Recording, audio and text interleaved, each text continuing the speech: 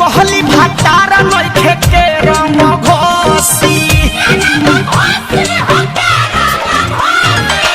रंग खेले खातिर बोलैली पड़ोसी कहली भातार नइखे के रंग घोसी रहली अकेले घर में ढुक गईली ये हो रहली अकेले घर में ढुक गईली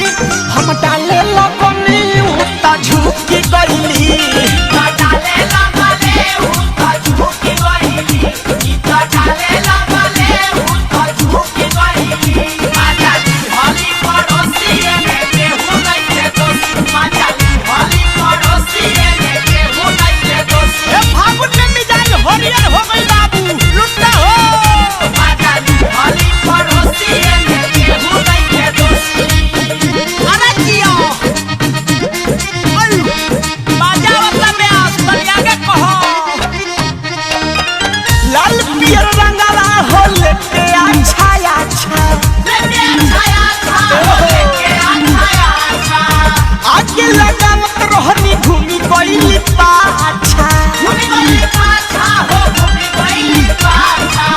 लाल पियर रंगवा हो लेके अच्छा अच्छा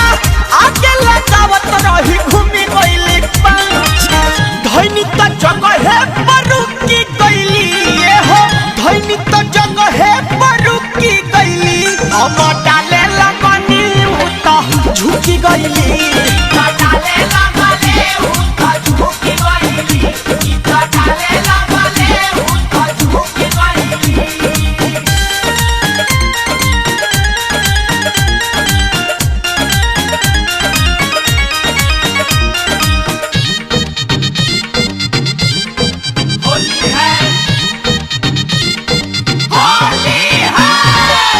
बुझाइल कि का होला फगुआ कहली कि गोलू हो लगब तू लगुआ ओह दिन बुझाइल कि का होला फगुआ कहली कि गोलू हो लगब तू लगुआ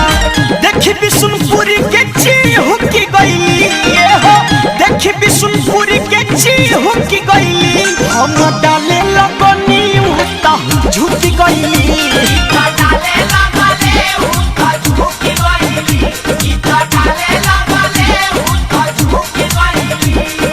तय में ढेर मजा के कराइल रहली अकेले घर में ढुकी गईली